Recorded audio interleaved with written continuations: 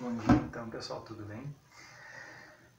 Pessoal, para a gente fazer uma correção, então, das atividades do dia 20 do 3, tá? A gente tem algumas questões ali referentes aos modelos atômicos, a distribuição eletrônica, né? Onde tinha 7 questões. Então, naquela folha, naquela ficha de atividades que eu mandei para vocês, onde vocês me mandaram por e-mail, né? A tabela, aquela de o K ali 2, o L8 e assim por diante, tem lá uma questão que eu gostaria de corrigir com vocês, que seria a número 8, a questão número 6, né, das atividades então do dia 20 de março, tá? Então peguem o caderno de vocês ou o trabalho, vão lá na questão número 6, certo? E vão fazer uma correção então. Então na número 6 pede o seguinte, né, que era para vocês fazerem as atividades ali do livro da página 242, a questão número 1 até a número 7. Então ali, pessoal, antes de começar, né, a gente tem essa regrinha básica aqui dos elementos químicos, né? Exemplo, a gente tem a regrinha. Ó, isso é um átomo neutro, ou seja, neutro é quando é tudo igual. Isso aqui é o número atômico, o P é o próton e o I é elétron. Então, o número atômico é igual ao número de prótons, que é igual ao número de elétrons. Ou seja, se eu quero saber o número de prótons, basta saber o número atômico. A mesma coisa o elétron. Se eu quero saber quanto vale o elétron de determinado elemento químico, se eu souber do número atômico, eu já sei quanto vale o número de elétrons em um átomo neutro, certo? Então, Z é igual a P e é igual a E, ok? O segundo exemplo seria a massa. Então, a massa é igual à soma de prótons mais os nêutrons. Então, massa é igual a prótons mais nêutrons, ok? E o terceiro item seria, aqui, ó, a outra regrinha, né? Nêutron é igual a massa menos o número atômico. Então, a massa menos o número atômico, eu vou achar o número de nêutron de um elemento químico, ok? Então, pessoal, corrigindo a questão do livro, né, essas questões aqui, da página 242. Questão número 1. Escreva em seu caderno, né, o número atômico e o número de massa, o número de nêutrons, prótons dos elementos, dos seguintes elementos a seguir. Tá? Então, a letra A, Sn, seria o elemento chamado estanho. O estanho tem o número atômico 50, a massa 119, nêutron 69, prótons 50.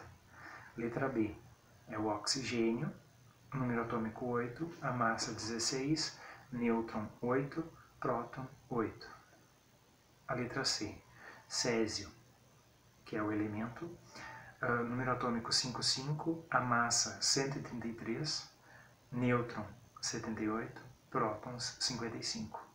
D, PT, né, que é o símbolo, que é a platina. Número atômico 78, a massa 195, nêutron 117, próton 78. Questão número 2, relacionar a coluna corrente, né, com os nomezinhos ali. A gente tem 3 nomezinhos, que é o isótomo, isóbaro e isótopos. Então, começando ali no isótopo, vocês vão ligar lá embaixo onde diz assim, 2 átomos com o mesmo número atômico, mas com números de massas diferentes, ok? Letra B, isóbaro, quer dizer, não tem letra B. A isóbaro, vocês vão ligar no primeiro item lá em cima. 2 átomos com o mesmo número de massa, mas com números atômicos diferentes. E o isótonos, no meio, né, são 2 átomos com a mesma quantidade de nêutrons, mas com número de massa e números atômicos diferentes. Questão número 3 é o terceiro quadradinho, vocês vão marcar, ok? Questão 4, tem ali, observe o esquema a seguir, né, onde tem 2 elementos, né, onde tem um núcleo que seria 9 prótons ali, e um elétron está sendo doado, né, para outro modelo. Então, a letra A, o que esse esquema representa? Explique-o. O aluno, então, né, vai responder que é a formação de um ânion. O que seria um ânion? são elementos com carga elétrica, né, negativa. Átomo inicialmente tinha 9 e depois de interagir com outro átomo recebeu um elétron, ficando com 10 elétrons, então formando um ânion. Letra B, qual é o número atômico desse átomo?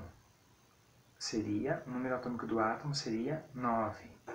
Letra C, qual é o número de massa desse átomo? Considere que ele tinha 10 nêutrons. Então a massa seria 10 mais 9, vai ser a massa igual a 19. Questão número 3. Com base nos elementos listados abaixo, responda as perguntas, tá? Tem os elementos ali e vocês vão fazer então a letra A. Quais elementos são isótonos? Isótono tem o mesmo número de nêutron. Então ali seria quem são isótonos? O carbono e o boro. A letra B agora. Quais elementos são isóbaros? Seria o potássio e o cálcio, que são 40 ali, né? E o outro seria o carbono e o nitrogênio, que são 14, a massa.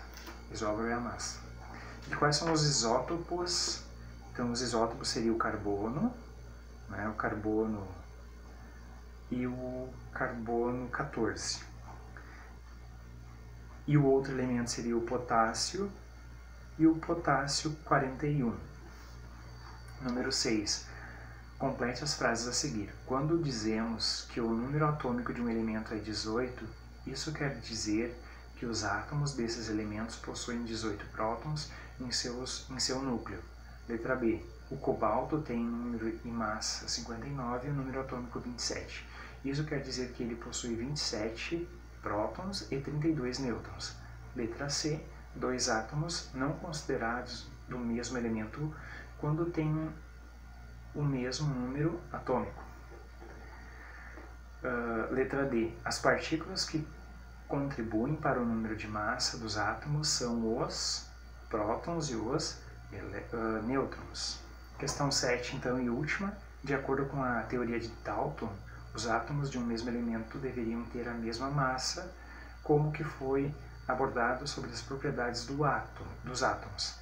Essa afirmação está correta, justifique sua resposta. Então, a afirmação de Dalton está incorreta, né? Pois átomos de um mesmo elemento podem ter massas diferentes. Para serem considerados o mesmo elemento, os átomos devem ter o mesmo número atômico. Ou também, né, a mesma coisa que o mesmo número de prótons. Ok? Então, pessoal, isso seria a correção. Agora, a atividade para amanhã, quer dizer, é para o dia 8, certo? Estudando os vegetais. Então, pessoal, a gente já sabe, né? Vocês já tiveram conteúdo lá no 7º ano, onde a gente trabalhou a questão dos vegetais. Então, estudando os vegetais é lá no capítulo 3 do livro, certo? Então, imagine que você está analisando ali, né, em referência às plantas. Então, as plantas a gente sabe que são seres autofotossintetizantes, né, são seres autótrofos, as plantas nos auxiliam na nossa alimentação, é uma fonte de controle, né, de produção de gás oxigênio. Então, a planta é fundamental para a sobrevivência, né, da vida na Terra, certo? Então ali, pessoal, vocês podem responder as questões A, B e C da página 247, A, B e C, copiar no seu caderno, tá? A, B e C e responder. Depois a gente tem as características gerais dos vegetais.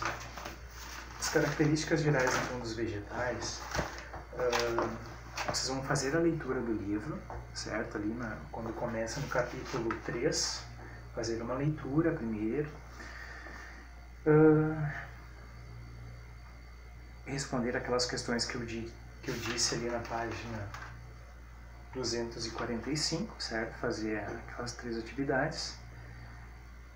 A próxima atividade, vocês vão colocar aí quais são as características dos vegetais, quais são as características que apresenta, né, que tem que ter para ser um vegetal, certo? Da página 248. Isso vocês vão fazer, vão copiar a questão e vão responder. Depois, na página próxima página não é novidade para vocês já tiveram isso, certo? Que seria uma célula vegetal. Vocês vão fazer o desenho da célula vegetal e vão especificar todas as partes da célula vegetal e suas funções, ok? Fazer uma leitura das raízes. Depois, lá na página 250, identificar o tipo de raiz de cada uma das imagens a seguir, ok? Então ali, pessoal, eu sei que vocês já tiveram esse conteúdo, mas a gente tem que, né, seguir o livro de acordo com a BNCC, ok? Então vocês vão fazer o desenho de uma raiz, falar da importância da raiz, né, quais são as partezinhas que ela apresenta. Outra coisa, os pneumatóforos, lá na página 251. O que são pneumatóforos? Analisem essa imagem aqui, pessoal. Essa imagem, então, são raízes que saem para cima da terra. Digamos que essa terra é uma terra é um solo bastante pobre em oxigênio, né? Uma terra lodosa, e a raiz ela vai para cima na superfície fazendo uma respiração. Então ela é chamada de raiz pneumatófora, né? Então vocês vão falar um pouquinho sobre essa, principalmente nos mangues, né? As raízes vão para a superfície para pegar a captação do oxigênio, ok? Falar então ali dos pneumatóforos, ok? Fazer um desenho de uma raiz, as partezinhas e as funções da raiz, principalmente a coifa, né? Que fica logo abaixo ali, como se fosse um capacete para a raiz da planta. Ok? Isso tudo vocês vão deixar no caderno, né? E vão me mandar fotos, tá? Depois a gente tem ali raízes aéreas, por exemplo, as orquídeas, né? A orquídea, será que a gente pode considerar ela uma planta daninha? Uma planta que vai causar algum dano para outra planta? Na verdade não, né? Ela é como se fosse uma inquilina de outra árvore, então ela é uma planta epífita, digamos, né? Epifitismo seria o quê? É uma ação quando uma planta sobrevive sobre outra, ok? Então, pessoal, falar um pouquinho aqui, ó, da planta, da raiz da orquídea, né? Qual é a função, como que faz ali a questão de nutrição. Depois a gente tem a parte do cipó chumbo. Qual é o dano que o cipó chumbo causa, né, ao vegetal, ok? Dos caules, então, de acordo com, né, leia o trecho da reportagem a seguir, vocês vão fazer uma leitura, né, colocar os diferentes tipos de caule, certo? Diferentes tipos de caule.